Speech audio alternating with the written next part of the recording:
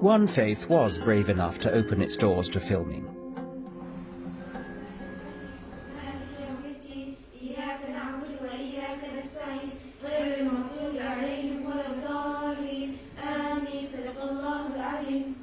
Right, Assalamu alaikum girls. Right, now, we know what we're going to do this lesson. We're going to do some drama. I'm just thinking to myself, how universal is this story? Like back then, everything was according to the family, you got to obey them. This is Madani High School, an all-Muslim secondary school in Leicester, and one of 11 Muslim faith schools now in the state system. I've come to see firsthand how faith and education mix. This school gets good results, and many of the girls here hope to become the next generation of lawyers, doctors and teachers. Faith schools are sometimes accused of closing children's minds down by teaching them this is the one true faith, and you get your truth from Holy Scripture rather than from opening your mind to the world.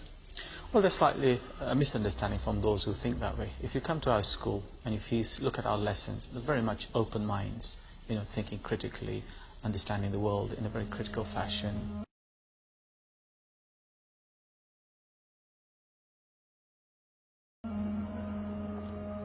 Like all state schools, they teach national curriculum science here. But like many faith schools, they supplement this with religious lessons that they control and which are not subject to Ofsted inspection. In our school, when our teachers tell us stuff like teacher stuff, it's like whether it's up to us whether we believe it or not. The teachers do not disrespect our decision. Everybody has a right to their own decision at the end of the day. Yes.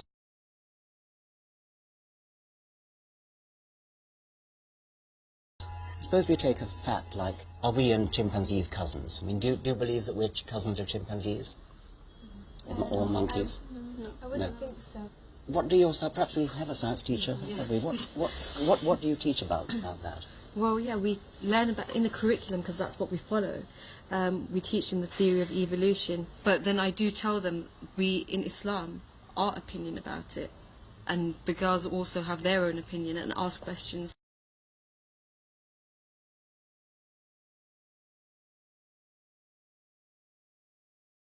So, Miss, do we really come from chimpanzees?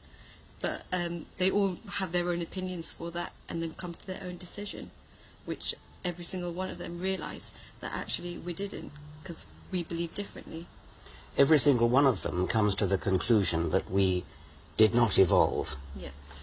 Everybody in your science class, everybody in the school comes to that conclusion. Well, in my class, yes, they did.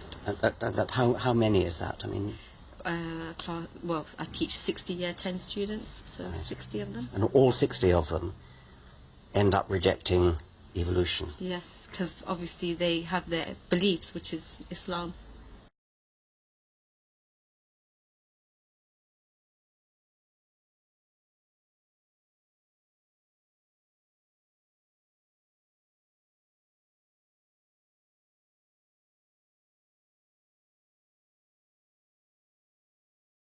Yeah, about evolution. Evolution is that human evolved from apes and stuff.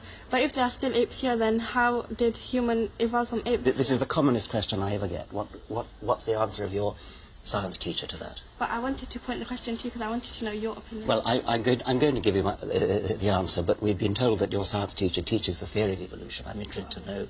That's exactly what we teach them, that humans evolved from apes.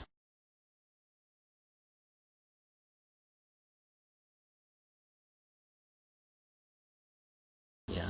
And through natural selection, we became humans. But her question is, why are there still apes?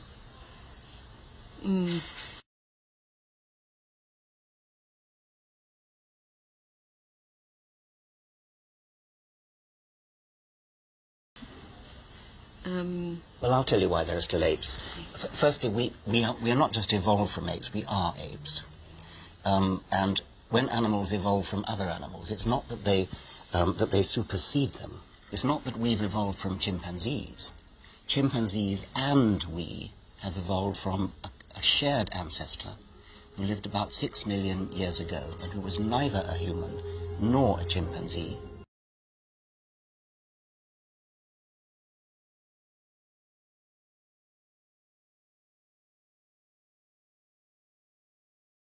There's a bigger point at stake here than evolution, of course. What's worrying is that a school that says it wants its pupils to be open-minded is, through its religious training, also guiding them to reject factual evidence at the very core of science and rational thought. Where does that lead? The school's job is to provide all the information. It is up to the individuals to see what they believe and what they don't believe. So I'd like to leave the choices to these young people. Yes, so you think that matters of scientific fact are a matter of personal choice based on traditional faith? Well, none of the reports that I've read says that evolution is a scientific fact. Just as there's a scientific theory which says evolution is there, there's another perspective, from a faith perspective, that says, no, God created all human beings.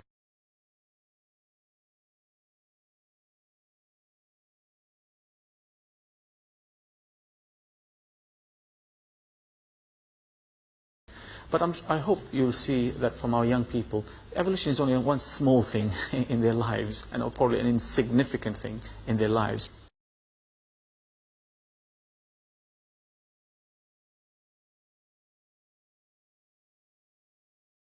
It's not a small thing in the life of a science teacher. She will teach children things which are contrary to the entire scientific community.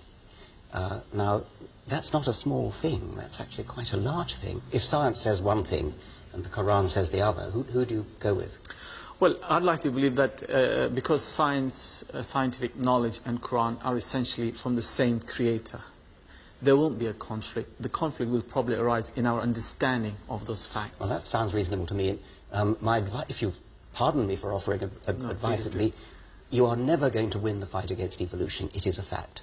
What you should do is to look at the Quran and reconcile it with evolution, which is what the Christians have done.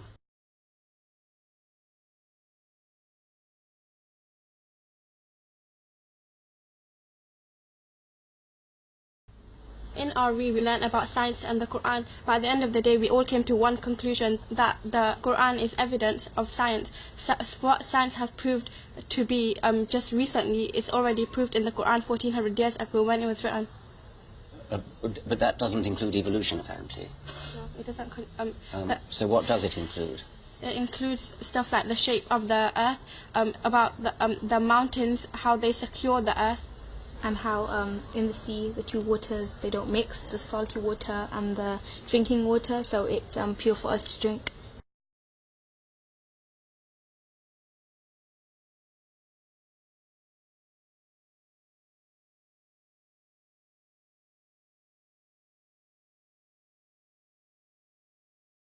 They don't mix, but they pass through each other. Salty water and fresh water don't mix in the sea?